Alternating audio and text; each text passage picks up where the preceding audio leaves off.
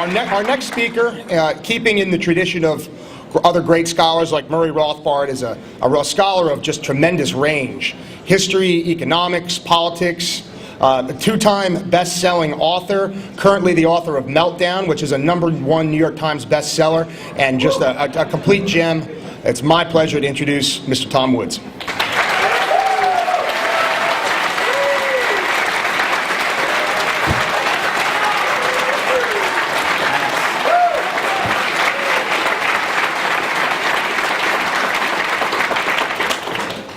Thank you, guys. Ladies and gentlemen, thank you, Jesse. Meltdown was a New York Times bestseller. It did not get to #1. However, you can always, on your way out, you can try.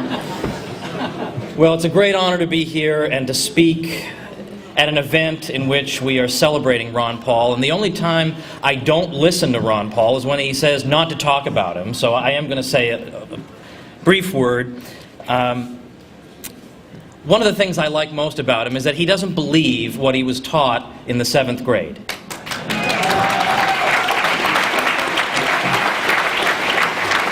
So he doesn't believe all the propaganda that the drones in our drone factories are taught day in and day out.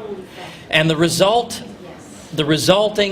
personality type is one that more or less assumes that the government is there for his own good, and that really, if left to ourselves, we'd all crumble into anarchy.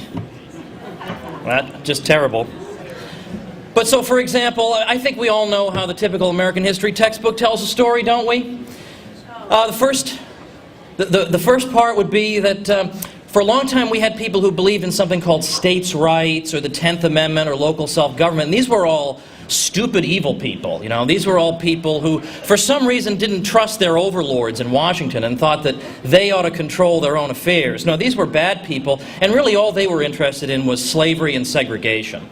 There's no reason other than that anyone could possibly support the powers of the states. Well, it turns out if you look in American history, you find that people use the concepts of states' rights in order to defend free speech, to defend peace, to defend free trade, and in fact, to defend the fight against slavery.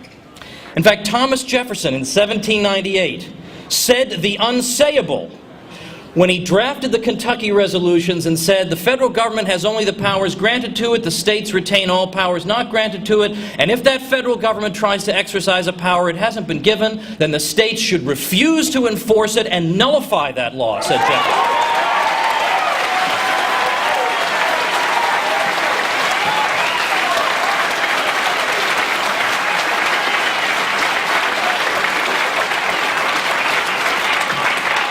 Now, of course, if you try to put this point of view forth, well, you're some kind of an extremist, there's something the matter with you, maybe you need some sort of psychological evaluation. Well, that's when I always like to remind our opponents that this was, after all, Thomas freaking Jefferson. I mean, it's not like I just pulled this out of... Right? Now, that they don't want. That they do not want. They don't want you to know that Thomas Jefferson thought that, or that for 10 years people had been thinking things like that ever since the Virginia Ratifying Convention promised Virginians that new federal government cannot go beyond the powers that, according to the Virginia Ratifying Convention, were expressly delegated to it. So don't worry that the federal government will misuse the General Welfare Clause or anything like that. So people were assured that Virginia would be exonerated from it if this federal government should go beyond its legitimate powers. Now, as I say, today, well, this is, no one could possibly hold a view like that, well, except Thomas Jefferson and the entire Virginia political tradition. But this is, we cannot allow the ears of our gentle little children to be soiled with these ideas. No, sir, this is subversive. We can't give people ideas. No. You just do what the Harvard PhDs in Washington want you to do. Just shut your mouths, and there is no way to resist them. That's the story we get told. So states' rights is terrible. There's no reason you'd ever have recourse to it.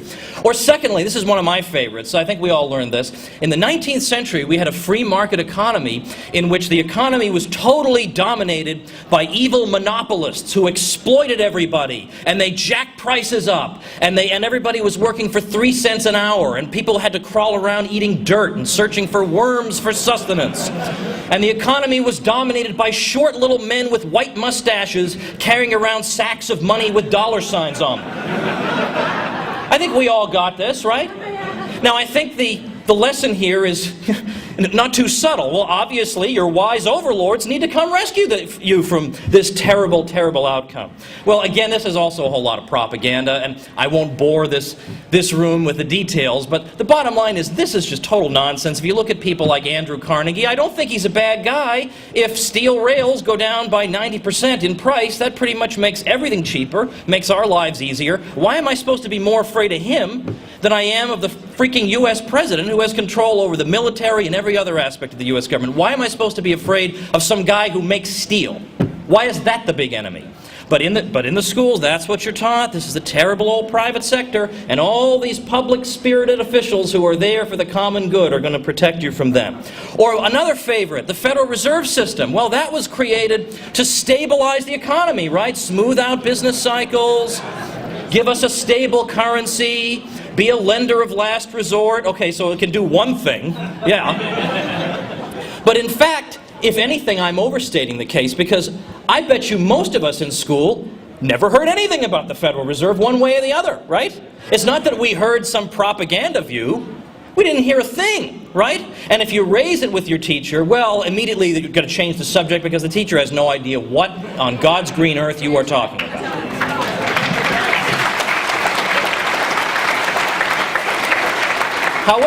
However, if you were in the advanced class, there's a chance that you did get at least some mention of the Federal Reserve. But again, it's portrayed, and I've seen it portrayed in textbooks, as a wonderful device by which the experts apply scientific management to the supply of money. And this is how we prevent depressions from occurring. Now, of course, we try to pass over that little bump that 16 years after the Federal Reserve Act, we got the beginning of the Great Depression. So we're supposed to think, oh, sorry everybody, sorry. Just a little mistake there, sorry. We're just getting our feet wet here.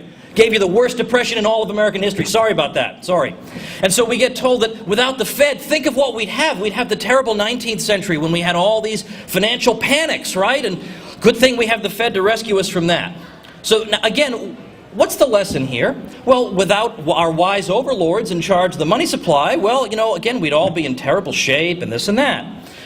Well, again, with a crowd like this, I don't want to bore you about 19th century financial panics, but if you look at them, they're pretty much all caused by pretty much the same causes. I mean, there is no Federal Reserve System at that time, but there are crummy government-established national banks, there are bank bailouts, implicit and explicit, and in fact, we're told that in the 1870s, we had the Long Depression. Ooh, that's supposed to make us think, oh, we don't want another long depression, so we better have a gigantic Fed to help us get out of it. Well, it turns out that economic historians don't even believe there was a long depression anymore. They actually now believe that in 1873 you had a little recession, and then the rest of the decade was actually one of the most, combined with the 1880s, one of the most prosperous periods in all of American history, by all the metrics you can measure it by. And one of the reasons people thought we had a depression was that we've all been propagandized into believing that if prices fall, this is the worst outcome imaginable, right? Falling prices, we can't have that. Well, we had falling prices, 3.8% a year during the 1870s. People thought, oh my goodness, commentators later thought this must have been a terrible depression. As a matter of fact, consumers kind of liked prices going down 3.8% a year. I don't think a lot of you buy like a new computer product and then you go up to the register and find out actually the product is on sale, it's even less. I don't think you indignantly say, well now wait a minute, there's no way I'm paying less for this. That would be deflation. I can't let that happen. Before you know it, we'll have a deflationary spiral and we'll all be back to crawling around searching for worms. We can't have that. No.